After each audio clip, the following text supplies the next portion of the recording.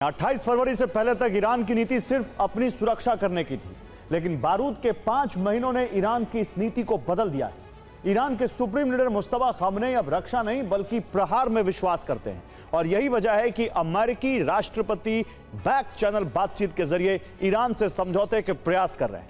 लेकिन मुस्तफा ने संपूर्ण अरब में विनाश का ब्लूप्रिंट तैयार कर लिया है। आखिर क्या है मुस्तफा का प्लान? अगर युद्ध का अगला चरण शुरू होता है तो कैसे वो खाड़ी देशों में तबाही मचा सकते हैं? आइए आपको इस पहली रिपोर्ट में दिखाता हूं। UEM जयपुर एक आदर्श लक्ष्य है। भावी छात्रों के लिए अच्छी नौकरी, भविष्य के लिए तैयार कौशल के साथ अच्छी शिक्षा।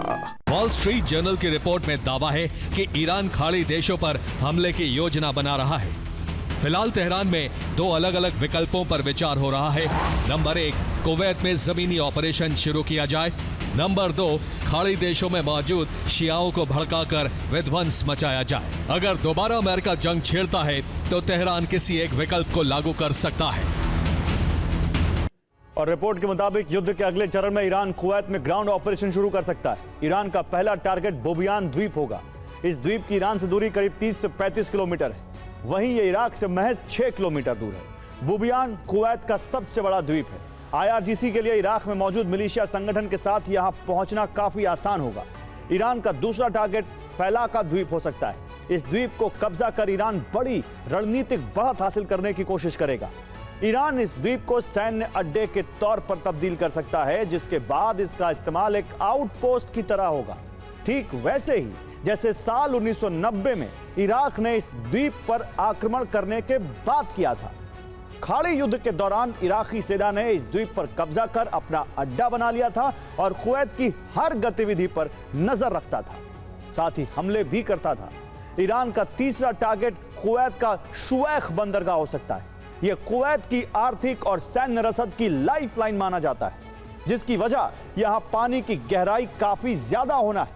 बड़े जहाज यहां आसानी से लंगर डाल सकते हैं और यही वजह है कि खाद्य और रोजाना के इस्तेमाल होने वाली ज्यादातर वस्तुओं का आयात इसी पोर्ट से होता है। यहां कुवैत ने सबसे बड़ा कंटेनर टर्मिनल भी बनाया हुआ है।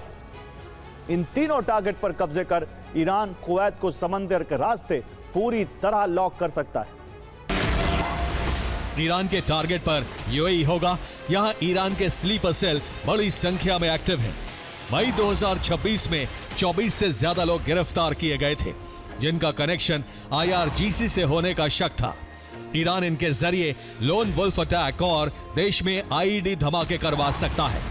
UAE के अलावा ईरान के टारगेट पर बहरीन भी होगा। यहां अल अश्तर ब्रिगेड, अल मुख्तार ब्रिगेड, वाद अल्लाह ब्रिगेड, सराया ताहिर अल्लाह जैसे कई ग्रुप एक्टिव हैं।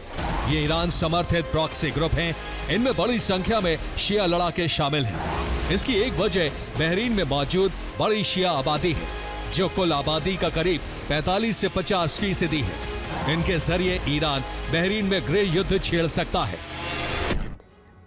तो ट्रंप ने टेलीफोनिक इंटरव्यू में दावा किया है कि अमेरिकी अधिकारी IRGC से बैक चैनल वार्ता कर रहे हैं। उनकी IRGC के अधिकारियों से सीधी बातचीत हो रही है।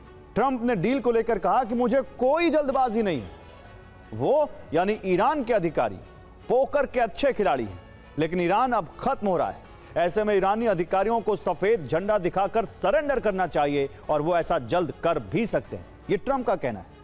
इसके तुरंत बाद एक्सियोस की एक रिपोर्ट सामने आई, जिसमें दावा किया गया कि मई में ईरान से सीधे संपर्क की कोशिश हुई थी।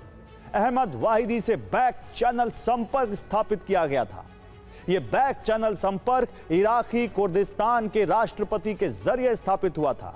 और सिर्फ इतना ही नहीं, रिपोर्ट में दावा है कि इराक के इरबिल में US ईरान की सीक्रेट मुलाकात का प्रस्ताव भी रखा गया। वाहिदी ने मुलाकात से इनकार नहीं किया था, लेकिन कुछ वजहों से मुलाकात हो नहीं पाई। ट्रंप के दावे और अमेरिकी मीडिया रिपोर्ट के बाद ईरान का पक्ष भी आमने सामने आया। ईरान ने इसे पूरी तरह से खारिज कर दिया है।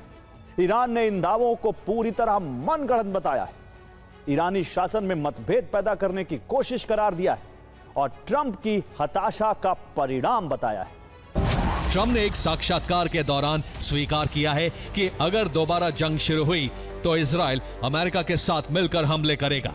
ये अब तक के सबसे भीषण हमले होंगे।